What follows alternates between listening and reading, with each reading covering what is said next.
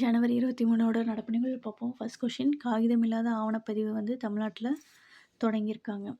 Sprint one செயல் திட்டத்தில பதிவுத்துறையின் star 3 மென்பொருள் திட்டத்தின் கீழ் இந்த ஆப்ஷன் வந்து ஓப்பன் பண்ணியிருக்காங்க. வீட்டில் இருந்தபடியே வந்து பத்திரப்பதிவு பண்ணிக்கலாம்.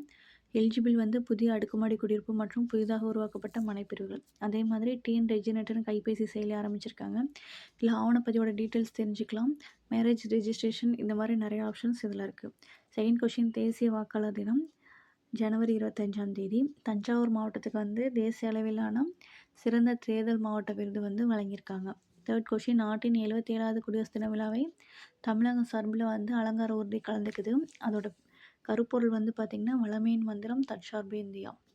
அதே மாதிரி இந்த குடியரசு தின விழாவில் அக்னி வீராங்கனைகள் வந்து ஃபஸ்ட் டைம் பங்கேற்கிறாங்க. இவங்க இந்திய விமானப்படை இசைவாத்துக்குழுவை சேர்ந்தாங்க. ஃபோர்த் கொஷின் பிரதமர் மோடி வந்து கேரளாவில் தொடங்கி வைக்க போகும் திட்டங்கள் வந்து என்னென்னு பார்த்தீங்கன்னா தெருவோர வியாபாரிகளுக்கான நிதியுதவி திட்டம். திட்டத்தின் பெயர் பிரதமரின் ஸ்வநிதி கடன் அட்டை திட்டம். நெக்ஸ்ட்டு திருவனந்தபுரம் நவீன அஞ்சலகம். தேர்டு வந்து ரேடியோ சர்ஜரி மையம் ஓப்பன் பண்ணுறாங்க. ஃபுல்லாக உள்நாட்டு தொழில்நுட்பத்தில். அடுத்து 3 அம்ருத் பாரத் ரயில் வந்து ஓப்பன் பண்ணுறாரு. திருவனந்தபுரத்துலேருந்து தாம்பரம் அதில் ஒரு ரயில். ஃபிஃப்த்து வந்து உலக பொருளாதார உச்சி மாநாடு சுவிட்சர்லாந்தோட டாவோஸ் நகரில் நடந்துட்டுருக்கு. Sixth question speed skating Khelo India 6வது குளிர்கால போட்டி. தமிழகத்தை சேர்ந்த அபிஷேத் வந்து தங்கம் வென்றிருக்காரு.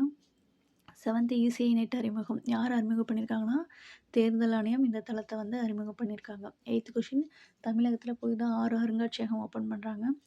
அழகன்குளம் நாவாய் அருங்காட்சியகம், தஞ்சாவூர்லேயே கங்கை கொண்ட சோழபுரத்துலேயும் சோழர் அருங்காட்சியகம், தருமபுரியில் நடுங்கல் அருங்காட்சியகம், கொடுமணலில் நெய்யல் அருங்காட்சியகம், மாமல்லபுரத்தில் கலாச்சார அருங்காட்சியகம். 9th கொஷின் பிவி சிந்து வந்து 500வது வெற்றி வந்து அடைஞ்சிட்டாங்க.